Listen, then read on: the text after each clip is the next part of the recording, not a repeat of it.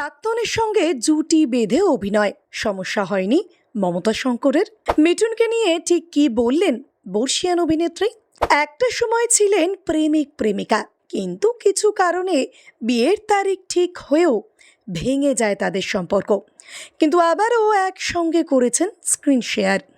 মিঠুন চক্রবর্তীকে নিয়ে কি বললেন মমতা শঙ্কর? প্রজাপতি সিনেমায় বহু বছর পর জুটি বাঁধতে দেখা গিয়েছিল মিঠুন চক্রবর্তী এবং মমতা শঙ্করকে। সেই সময় তাদের বেশ ভালোই কেমিস্ট্রি দেখা গিয়েছিল সিলভার স্ক্রিনে।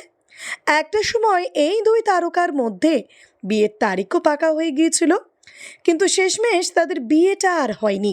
তাই এখন মিঠুন চক্রবর্তীর সঙ্গে অভিনয় করতে কোনো সমস্যা হয় না মমতা শঙ্করের। অভিনেত্রীর কথায় চন্দ্রোদয় ঘোষের সঙ্গে তার সম্পর্ক ছিল, চলছিল বিয়ের কথাবার্তাও। সেই সময় মৃগয়ার শুটে মিঠুন চক্রবর্তীর সঙ্গে আলাপ হওয়ার পর ভালো লাগা থেকে ভালোবাসা হয়ে যায়।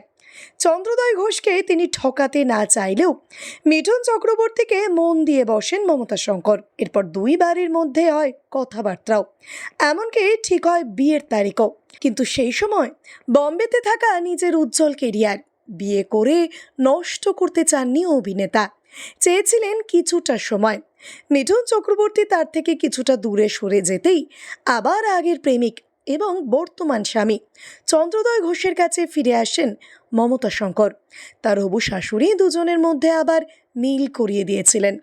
একদিন ফোনে কথা বলতে গিয়েই কেঁদে ফেলেছিলেন মমতা শঙ্কর, কিন্তু ফোনের ওপারে থাকা মানুষটা সেদিনও কিন্তু অপেক্ষা করছিলেন এই অভিনেত্রীর জন্য। এরপর চন্দ্রোদয় ঘোষ এবং মমতা শঙ্করের বিয়ে ঠিক হতেই একদিন মিঠুন চক্রবর্তীর সঙ্গে দেখা করে তাদের বিয়ে ঠিক হওয়ার খবরটা দিয়েছিলেন অভিনেত্রী। এমনকি সেই সময়ই তার এবং হেলেনার বিয়ের পাকা হওয়ার খবরও মমতা শঙ্করকে দিয়েছিলেন মিঠুন চক্রবর্তী। তারপর দেখা যায় কাকতালীয়ভাবে 1978 সালেই দুদিকে দুজনেই মনের মানুষের সঙ্গে বিয়ের পিঁড়িতে বসেন।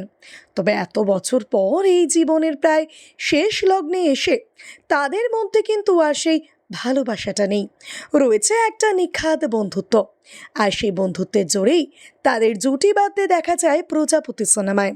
ভিডিওটি ভালো লেগে থাকলে অবশ্যই লাইক, শেয়ার, সাবস্ক্রাইব করবেন আর কমেন্টে অবশ্যই জানাবেন আপনি কোথা থেকে দেখছেন।